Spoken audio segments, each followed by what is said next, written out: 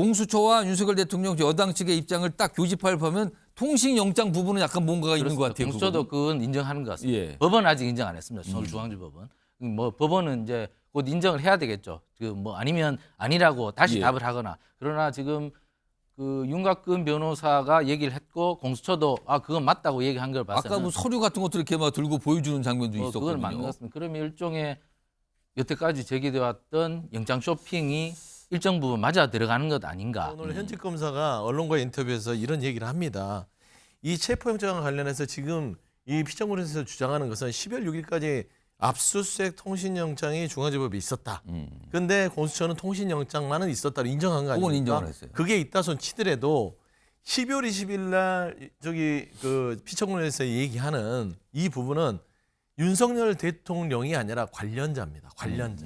직접적인 체포영장을 중앙지법이 한 게 아니라 관련자를 해서 기각이 된 거예요. 그때 당시 10월 20일 그 무렵에 체포영장 청구라는. 그거는 윤석열 대통령의 체포영장이 기각이 아니라 관련자입니다. 예. 그러니까 이걸 쏙 빼고 뭔가 마치 다 윤석열 대통령의 이 체포영장, 통신영장 이런 것들이 기각된 것처럼 하는데 공수처가 중앙지방법원에 윤석열 대통령 사건에 대한 압수수색 영장을 청구했다가 기각된 적이 있다라고 합니다. 공수처에 내란죄 수사권이 없다는 사유가 포함되어 있다라고 하고요. 대통령 변호인단은 대통령에 대한 수사기록 7만 쪽을 뒤져 이에 대한 자료들을 찾을 수 있었습니다. 중앙지방법원에 청구했던 4건의 영장이 기각됐고 그 이후에 12월 30일 서부지방법원으로 영장을 청구한 것으로 확인되었습니다. 자, 지금요. 이게 나온 거예요. 의혹 제기. 그리고 뭐 확인됐다는 말까지 저렇게 말을 하고 있잖아요. 윤석열 대통령 측에서. 그러니까 좀 정리를 해보면 이겁니다. 공수처가 지난해 12월 초에 뭐 압수수색 영장, 통신영장 이런 거를 서울중앙지법에 윤석열 대통령과 관련된 거죠. 청구를 했는데 기각이 됐다는 거예요. 그리고 그 기각이 된 사유로 아까 주진우 의원은 뭐 그런 제보를 받았다는 거 아니에요? 공수처가 내란죄 수사권이 없다. 그게 문제가 된다라는 사유로 기각을 했다. 이렇게 의혹 제기를 했잖아요. 그리고 윤곽근 변호사 역시 그 맥락에서 주장을 했고요. 그리고 검찰에 이런 이 공수처가 수사한 내용을 검찰로 넘겼는데 이렇게 기각됐다는 내용, 그와 관련된 서로 이런 걸 포함시키지 않았다라고 또 오늘도 의혹 제기를 했습니다. 자, 그럼 공수처는 뭐라고 지금 해명을 하고 있을까요? 보겠습니다. 공수처 얘기입니다. 윤 대통령 압수수색 영장은 청구한 적이 없다. 서울중앙지법에 청구한 적이 없다. 이건 부인을 했습니다. 다음 보죠. 그런데 통신영장은 수사 초기 기각된 게 맞다. 그럼 일부는 인정을 한 거네요. 압수의 영장은 아닙니다. 그러나 통신영장 이거는 서울중앙지법에 신청했는데 청구했는데 이건 기각된 건 맞아요. 더 보겠습니다. 여러 기관이 중복 청구해서 정리하라는 게 기각 사유다. 앞서서 주진우 의원의 의혹 제기는 내란죄 수사권이 없으니까 그게 문제다라서 기각시켰다는 거잖아요. 그러나 공수처는 여러 기관이 중복 청구해서 정리하라는 게 기각 사유였다. 조금 다르죠, 여기서. 이 얘기 좀 해보겠습니다. 손종인 변호사, 이게 오후에 방송 직전에 갑자기 나왔어요, 지금요. 우선 주장이 나왔고 일부 공수가 인정했는데 뭐 통신영장 같은 경우도 그러네요.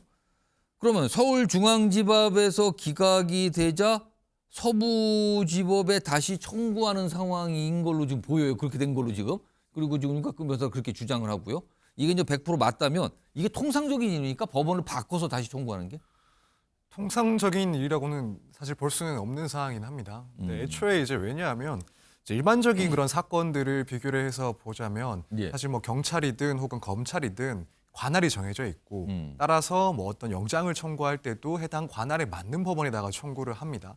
그래서 청구를 했다가 기각이 되면 이후에 재청구를 할 때 당연히 그 관할 법원에다가 청구를 약간 하는 게 보강을 해서 다시 청구를 하는 거죠. 같은 곳에다가. 그래서 이게 너무나 사실은 당연한 그런 모습이기 때문에 예. 지금 이 사례와 같이 다른 법원에다가 영장을 청구하는 것은 사실 좀 볼 수가 없는 그런 모습이 지금 합니다. 몇 가지 영장에 대한 부인하고 인정한 거 있지만 그럼 일부에 대해서는 서울중앙지법에 청구했다가 기각이 되자 그럼 서부지법으로 갔다는 얘기가 되는 거거든요. 그러면은 네, 그렇습니다. 이게 아무래도 공수처 그 관련 법이라든가 예. 혹은 기관의 특성 때문에 사실 있을 수 있는 현상이 아닌가 생각이 되는데 이제 앞서 말씀드린 그런 일반적인 검찰 혹은 경찰이 담당하는 사건들과는 다르게 이 공수처법 같은 경우에는 이 공수처법에서 이 영장 청구에 대해서 어디에다가 청구를 해야 되는지에 대한 명확한 규정이 없습니다. 기소에 대해서는 뭐 중앙지검에다가 하도록 되어 있지만 중앙지법에다가 하게 예. 되어 있지만 이제 그러다 보니 이런 보통의 사건에서는 볼 수 없는 이 영장 청구를 한번 이 법원에 했다가 이후에 다른 법원에 하는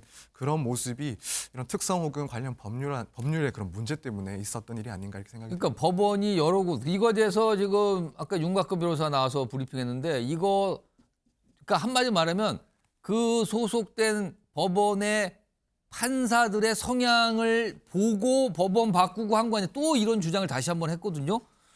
그러니까 통상적으로는 그러면은 어떤 법원에 청구를 해요, 영장. 근데 그게 기각이 되면 다시 보강해서 또 거기다 하는 게 통상적이라는 거죠. 네, 그렇습니다. 뭐 다른 사례를 찾아보기는 상당히 힘들지 않나. 뭐 예를 들어 수사 중에 이제 검찰 예. 자체가 이제 관할이 바뀌어서 다른 예. 검찰에 이 사건을 넘기면서 아. 이제 바뀐 검찰에서 추가로 뭐 수사를 하다가 예. 다시 한번 영장을 청구하게 되면은 애초에 먼저 청구했던 법원과는 달라질 수가 있겠죠. 하지만 그런 특수한 사항이 아니면은 지금 이런 공수처가 법원을 두 군데를 이렇게 영장 청구를 했다는 것은 사실 비교할 만한 사례 자체를 찾기가 무척 힘들 겁니다. 그리고 오늘 나온 또 다른 뭐 문제 제기 또는 의혹 제기 중에 하나는 이렇게 영장이 기각됐잖아요. 근데 그것도 이제 수사 과정에서 있는 건데 그 수사 기록을 전체적으로 검찰에 넘길 때 중앙지법, 서울중앙지법에서 기각된 이 영장은 빼고 넘겼다고 지금 문제 제기를 했거든요. 이건 어떻게 봐야 됩니까? 저도 이런 사례도 사실은 뭐 예상을 할 수가 없는 그런 상황인 것 같아서 이렇게 되면은 이제 이후에 어떤 문제가 생길 수 있나 생각을 좀 해보면 물론 이제 윤 대통령 측에서는 이 수사 절차 자체를 이제 위법하다라고 주장을 할 가능성이 높지 않나 이런 걸 문제 제기하면서. 네. 근데 다만 이제 이게 전체 그런 수사에 대해서 불법성을 인정받을 것 같지는 않고 다만 이제 이런 사실들이 일부가 뭐 사실로 파악이 된다면 예. 관련해서 이제 수집된 그런 증거 정도에 대해서는 해당 증거가 이제 불법적으로 결국에는 수집된 증거다라고 해서 이 증거들에 대한 증거 능력 문제가 조금 불거지지 않을까 이렇게 생각이 됩니다. 자, 이거 두 분과 또 얘기해 보죠. 최영철 위원.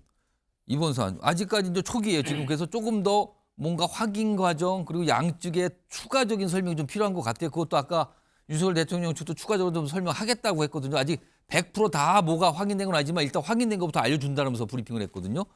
이번 사안 이게 지금 탄핵 심판이 이제 거의 뭐 끝나가고 있는 상황인데 이거 어떻게 연결이 되는 겁니까? 영향을 주는 겁니까? 아닌 겁니까? 이건? 확인된 거는 중앙지법에 갔다가 기각됐고 예. 그리고 추후에 서부지법으로 갔다는 건 확인된 이게 것 같아요. 최소한 양 공수처와 윤석열 대통령 여당 측의 입장을 딱 교집합하면 통신영장 부분은 약간 뭔가가 있는 것 같아요. 공수처도 그거는. 그건 인정하는 것 같습니다. 예. 법원은 아직 인정 안 했습니다. 서울중앙지법은.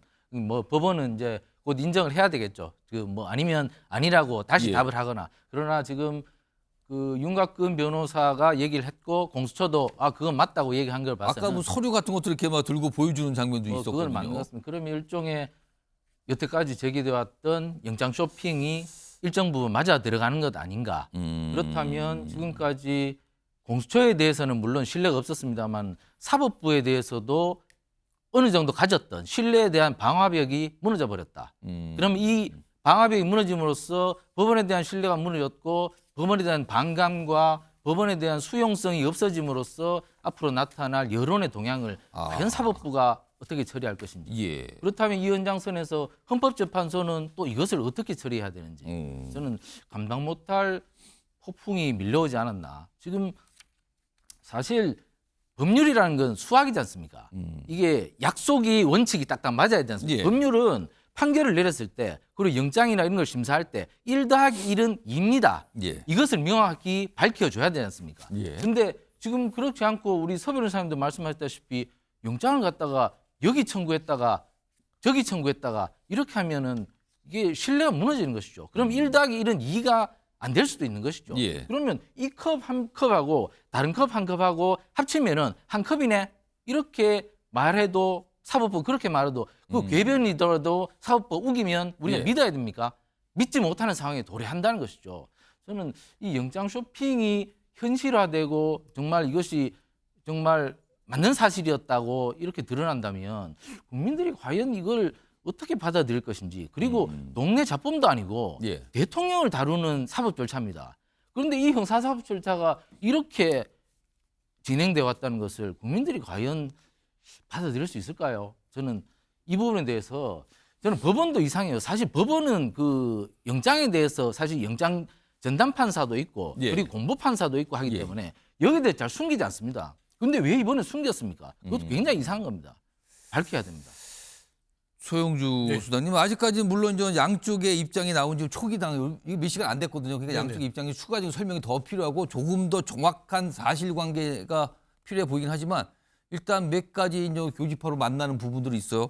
이거 윤석열 대통령 지지자들 가뜩이나 사실은 뭐 헌재나 사법부를 바라보는 시각이 굉장히 좀 부정적으로 바라봤었는데 이거 내일 또 주말이에요. 더욱 격앙되는 상황 아닙니까? 이렇게 뭐 그걸 노리고 던졌겠죠. 음. 그러니까 지금 윤석열 대통령 측은요.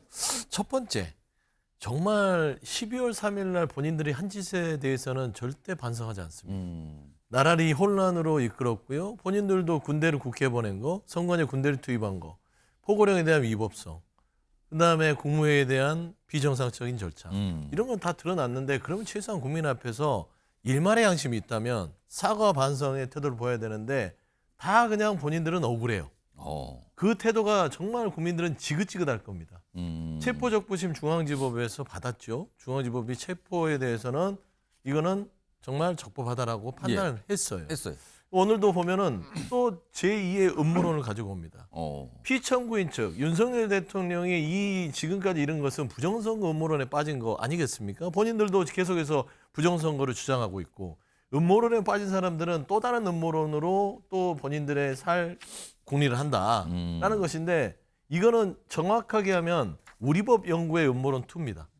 부정선거 음모론에 이어서 우리법 연구회가 우리를 내란의 어떤 주범으로 만들었다. 예. 지금 이 프레임인데 그리고 거기에 서부지법이 관련된 거 아니냐? 있다라고 지금 이 프레임으로 가는 거예요. 그런데 오늘 현직 검사가 언론과 인터뷰에서 이런 얘기를 합니다.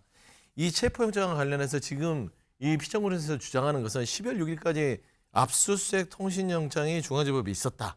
그런데 공수처는 통신영장만은 있었다고 인정한 거 아닙니까? 그건 인정을 했어요. 그게 있다 손 치더라도 12월 20일 날 저기 그 피청구에서 얘기하는 이 부분은 윤석열 대통령이 아니라 관련자입니다. 관련자. 직접적인 체포영장을 중앙지법이 한 게 아니라 관련자를 해서 기각이 된 거예요. 그때 당시 10월 20일 그 무렵에 체포영장 청구라는 그거는 윤석열 대통령의 체포영장이 기각이 아니라 관련자입니다. 예. 그러니까 이걸 쏙 빼고 뭔가 마치 다 윤석열 대통령의 이 체포영장, 통신영장 이런 것들이 기각된 것처럼 하는데 6일까지는 윤석열 대통령에 대한 압수수색과 통신영장이라 하더라도 20일은 같은 사람이 아니에요.